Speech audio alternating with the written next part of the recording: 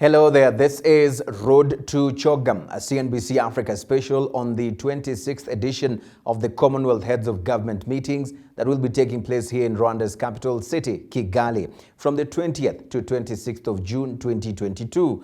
I'm Eugene Anangwe. Now, with the D-Day to the Commonwealth Heads of Government meetings in Kigali fast approaching, business and market leaders are upbeat of the opportunities that the gatherings like the Commonwealth Business Forum will offer.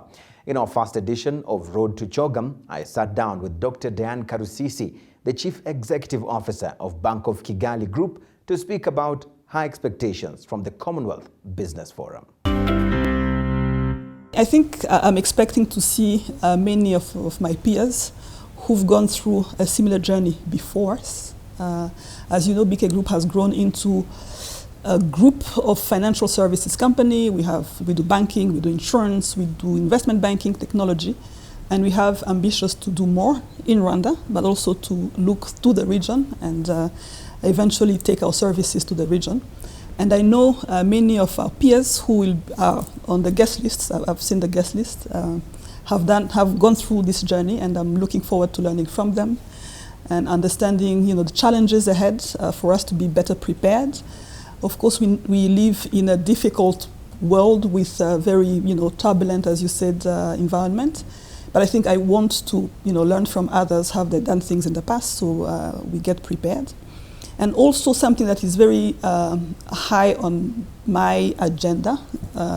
We've seen in Africa in particular, many global banks divesting from Africa, of course quoting difficult currency regimes in some countries in Africa, etc. And I see this space left for us, African banks, to fill and provide the services to various segments, agriculture, retail clients, business, etc. And I think I want us to be discussing that. How are we going to fill the gap of these giants, these global banks that are leaving Africa because they want to focus on their home markets? Right, that's interesting. But the elephant in the room in many cases where many players are involved doing almost the same service to the populace has always been fair trade. And I want to hear where your concerns are that you'd like in terms of conversations to unlock the potential of those who are playing within the same market space.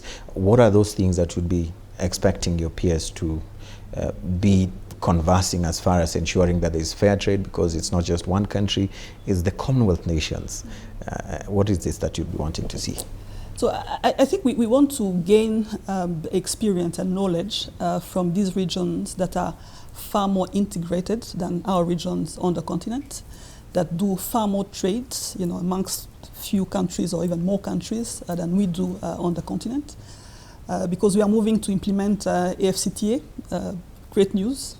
But I think there are things that we can learn from these other regions of the Commonwealth that are doing much more trade than us, and see how we can keep facilitating, working for financial institutions, for example, amongst ourselves, having these lines of communications for banks to enable our clients to trade across borders.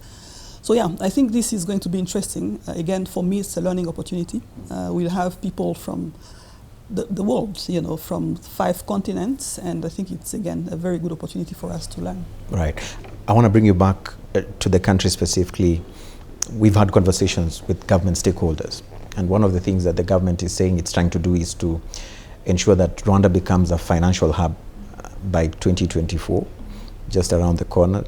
And it would be interesting to hear from where BK Group sits. How are you plugging into this? How are you bringing your expertise in supporting this vision? So that's very interesting, and this is, as you can imagine, top of the agenda of our board meetings, And as BK Group, you probably know that we are the first Rwandan company being registered under KIFC and benefiting from a lot of tax incentives. This was very good news for us. And we've evolved into a group of companies, and BK Group is a holding company. Now, this is also providing us the right foundation for us to expand into many other businesses. You know, when we think about all the challenges that lie ahead of us in Rwanda, when we talk about affordable housing, when we talk about developing manufacturing, I mean, all these things are opportunities for a group of companies like ours. And sitting here, being registered as a holding here in KIFC, I think will provide us the right way to get more capital because of all the incentives that we get. And we will be then able to invest that capital that we raise, you know, under the holding into various companies and even expand to the region. So for us, this is very good news. We're already registered. For last year, we're going to pay less taxes than we were expected to pay. Mm-hmm. So for us, it's really a win-win. Right, it's going to be a win-win for you. COVID-19 has really pushed economies to actually adapt to new ways of doing business. And today we're terming it the pandemic economy. And I'm trying to drive towards the direction of the digital economy because that's where most people have gone. BK Group has done a lot in trying to offer some services and products along that particular line. But I want to hear what you're planning to do from a bigger scale that is beyond just Rwanda. The Commonwealth offers that bigger market. Are there any plans, or if they already are, what are they that you're already doing to be able to tap into this opportunity that COVID-19 brings in tapping into the digital economy? Mm-hmm. Yeah, I think COVID showed us and everyone that digital is no longer the future, it's actually the present. And we had, I think, many organizations in the world had very good business continuity plans, but when COVID hit, it was the time to actually implement these plans and see how resilient the business actually is.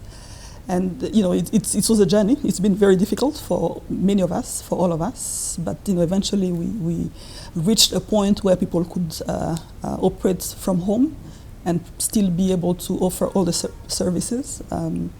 We also, I think, as an essential service, I think we also learned that we are an essential service. We're able to keep all our lights on during the most difficult times of COVID. I think this has helped us build, again, the right structure. We are going digital. We want to enable all our clients in Rwanda, when we talk about other regions, to transact with us digitally.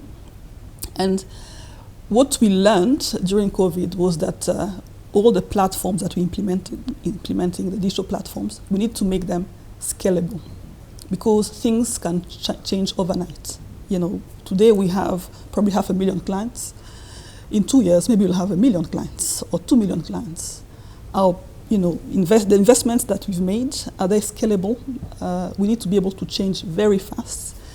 And I think this is something that is very important to all of us, to be able to respond to crisis or to opportunities very quickly, because time is of essence in business.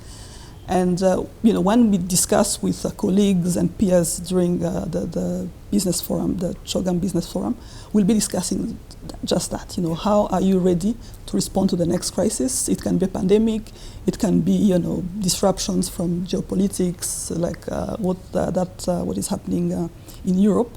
So we want to be able to share experiences, to share knowledge on how to respond better, faster to the crisis that will come, in the next decade or so. God forbid none comes. But they'll come. We know they'll come. Yeah. So we just need to be prepared. You need to be prepared. That's a good way of actually looking ahead and making sure you're not caught with the wrong foot.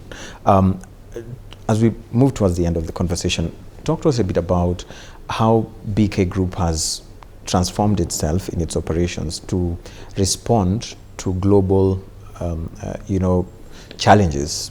Today we hear of over 800 million who are having lack of access to, clean, affordable energy. And a majority of these ones are living within developing countries, including here in Africa. How is BK Group, or how have you been able to transform your operations to respond to some of these challenges, green economy pushing for access to, clean cooking energy? Yeah, so there's something, we're doing our homework as an organization to understand what is our footprint, Are we supporting the goals of, the green economy, and are our operations more sustainable in terms of the carbon footprint? These are all new terms that we're learning. So it's important that we do our own homework. Now, in our business, because we serve clients, and we serve clients in various sectors, including energy, and we want, first of all, to lead by example and show that it is possible to make sure your operations are handled in a way that is not harmful to the environment. Now, after that, we tell our clients, look, we also want you to move to this journey of making your operations more sustainable, reducing your carbon footprint. But we'll first have to learn how to do it ourselves before we take it to our clients. And we believe we'll also be discussing this with colleagues, how to develop incentives for all the companies that will be wanting to join the bandwagon and have more sustainable practices and operations. And I think these are all things that maybe other countries have done before us, are doing better than us, and it will be an opportunity to learn how first we change our operations to make them more sustainable, and how we accompany all our clients towards the green economy. Right. Finally, the Commonwealth Business Forum is expected to be a marketplace for meaningful connections to actually take place. In your definition, at the end of the day, when all is said and done, what would be your measuring yardstick that after this forum you'll be able to say, yes, we made meaningful connections? What would those be that you'll be looking at, the KPIs for you and your team that you'll be going with to this particular forum? And for those who'll miss out on this, what do you think they'll miss out on? Now, as Bank of Kigali, I think we'll see very many people in our industry. We'll see global banks, we'll see DFIs, development finance institutions, and all those are connections that will help us discuss very topical issues and see, what solutions they are offering and how we can actually close some deals. For us, as you know, as we blend local savings with global savings for us to be able to support investment, because here in Rwanda, unfortunately, the pool of saving is still very small compared to the investments need. So we need to look to tap into global savings. And this is done through large banks, large DFIs, and all these people will be here with us.